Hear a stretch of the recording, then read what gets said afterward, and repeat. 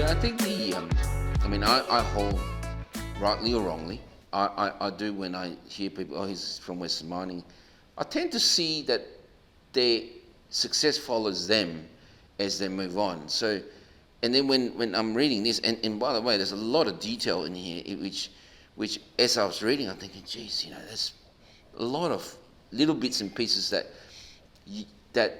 detail the how should I put it, the nature that how they work, right? It was just, and that parallel to what I think of people with a Western mining background is that they seem to just get things done, and the success follows them. It's like a culture that's inbuilt. Yeah, that's the thing. Yeah, they were very driven people, and as I was saying before, it's not necessarily about making themselves well off. It was like they were curious people, like scientifically curious as to why things were the way they were, and how does that relate to finding an ore body.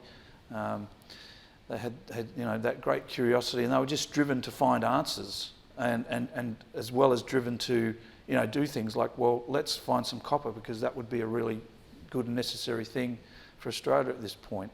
So there was a lot of cultural things, and then there were just individuals too who were just really wise people and good, smart geologists. I'm thinking of Jim Laylor, for example, who was the leader of the group that pulled together all the concept for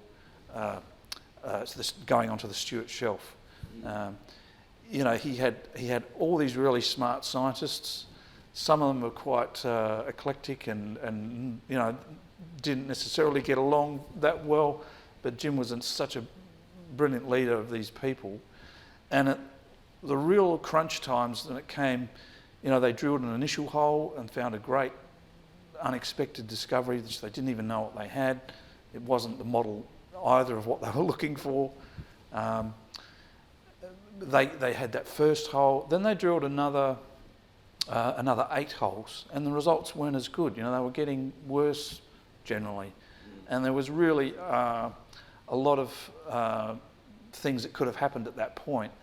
Do they keep drilling these really difficult, expensive holes through hematite-rich rocks that are just going through drill bits like nothing? Do they keep going or whatever? And it was Jim Laylor really that said, no, we keep going. We haven't got an answer yet. We can't rule it out. And it was that 10th hole where they found another fantastic intercept. So it was people that knew how to lead others and knew how to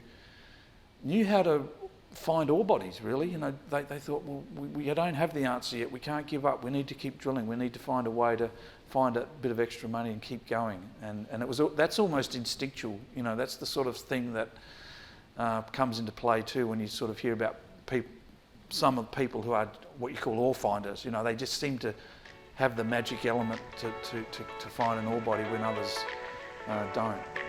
So they were just great individuals and a great culture.